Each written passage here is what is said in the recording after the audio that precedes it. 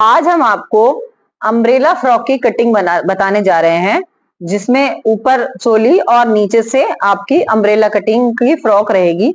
हम आज उसके बारे में आपको बताने जा रहे हैं, उसकी कटिंग के बारे में। तो इसमें दो चीजें हैं। एक चीज है कि आपने जो कपड़ा लिया है वो कितने अर्ज का है। अगर वो कम अर्ज का है तो फिर आपको कपड़ा मीटर में ज्यादा लेना होता है।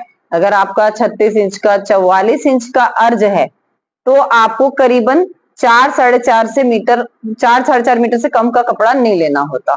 और अगर आपका अर्ज 60 इंच का है तो वो आप 3 मीटर में भी उसमें आपका बन सकता है। नॉर्मल अम्ब्रेला फ्रॉक की मैं आपको बात कर रही हूँ, डबल फ्लेयर की बात नहीं कर रहे हैं हम।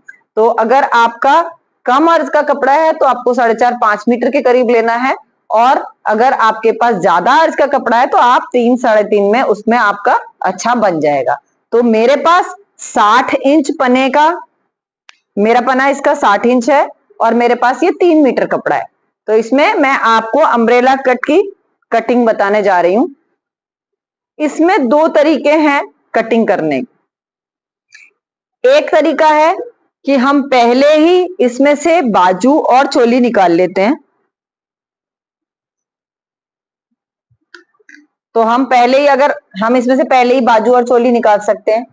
दूसरा तरीका है कि हम पहले इसमें से अम्ब्रेला का नाप लेके रखते हैं और देखते हैं कि हम साइड में से कितना कपड़ा बच रहा है, उसमें से हमारी बाजू और चोली निकल रही है क्यों या नहीं। क्योंकि अम्ब्रेला में हमको ज्यादा कपड़े की जरूरत होती है। अर्ज ज्यादा है तो कपड़े की गोलाई भी ज्यादा हमको चाहिए। तो हम पहले उसको रख के देख लेते हैं। तो अब हम दोनों चीजों का रख के देख लेते हैं कि हम किसमें हमारा अच्छे से निकल जाएगा, जिसमें कि हमारा अम्ब्रेला फ्रॉक में कोई नीचे जोड़ भी ना आए और उसमें फ्लेयर भी अच्छा निकले। तो हम दोनों तरीके से देखते हैं। तो दोनों तरीकों में देखने का पहला तरीका यह है कि पहले मैंने इसको डबल कर लिया। हमने इसको डबल करके अब इसको हमने इस तरह से ट्रायंगल शेप इसकी दे दी है। इस कपड़े को हमने यहां से डबल करके और फिर एक किनारे को दूसरे किनारे पर मिलाया। तो इसको हमने बहुत अच्छी तरीके से लगाना है किनारे को, और जहां तक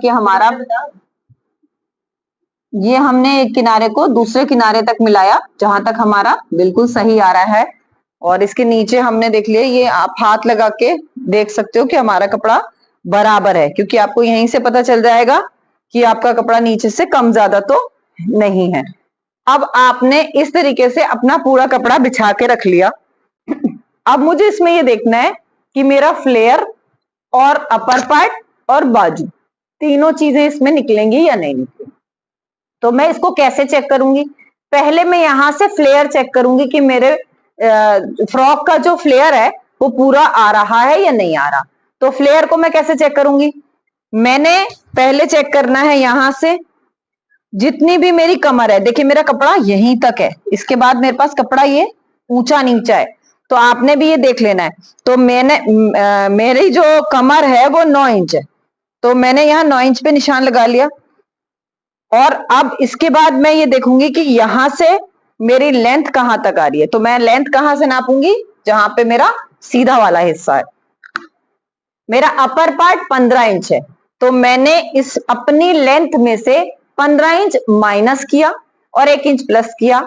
मेरी फुल लेंथ 45 इंच है, तो 45 में से मैंने 15 माइनस कर दिया और 1 प्लस कर दिया। तो हम ऐसे भी कर सकते हैं। और दूसरा, आप जहां पर आपने लाइन लगाई है वहां से आप 15 इंच इंची टेप ऊपर रख सकते हैं, और उसके बाद जितनी भी आपकी लेंथ आ रही है, तो मेरी लेंथ आ रही है 45 और 1 इंच मेरा मार्जिन।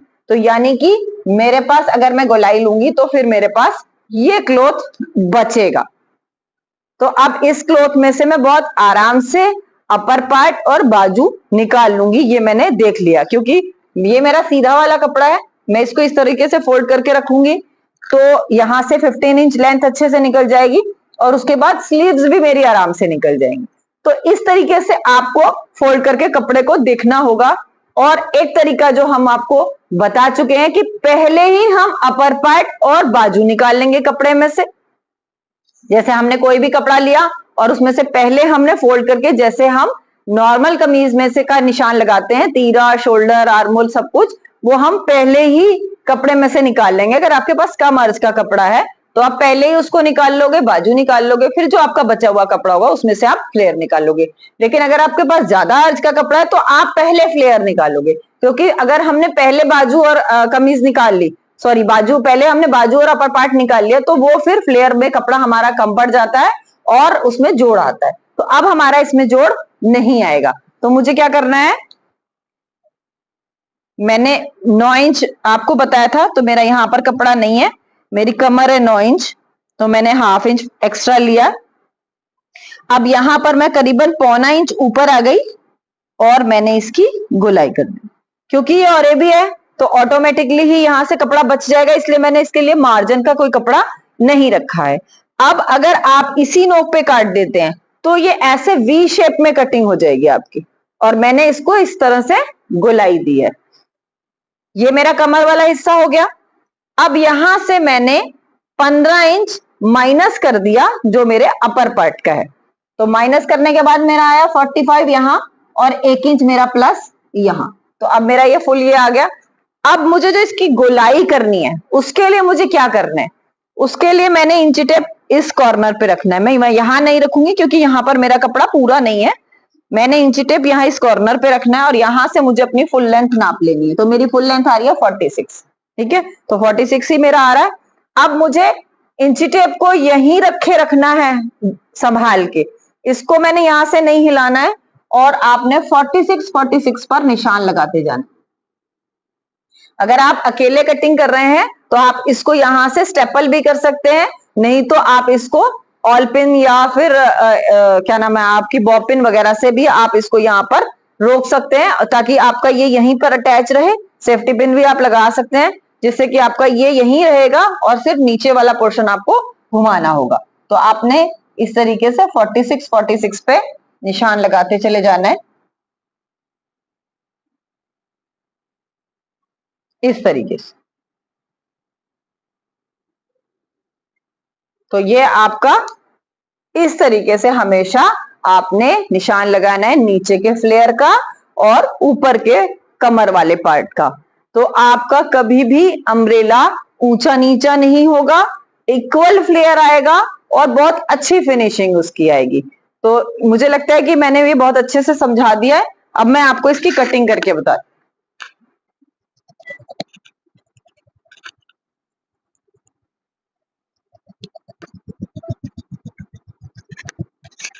मैं अभी आपको दिखाती हूँ, इसको मैं खोल के आपको इस तरह से दिखाती हूँ। मैंने आपको देखिए, अब ये आपका ऊपर का सीधा है और आपने देख भी लिया होगा कि जब हम इसको खोलते हैं तो ऑटोमेटिकली ये 1 से 1.5 इंच बढ़ जाता है, इसलिए साइड का मार्जिन इसमें नहीं रखते। आप इसमें नीचे का फ्लेयर देख लीजिए, ये देख लीजिए बिल्कुल इक्वल आएगा।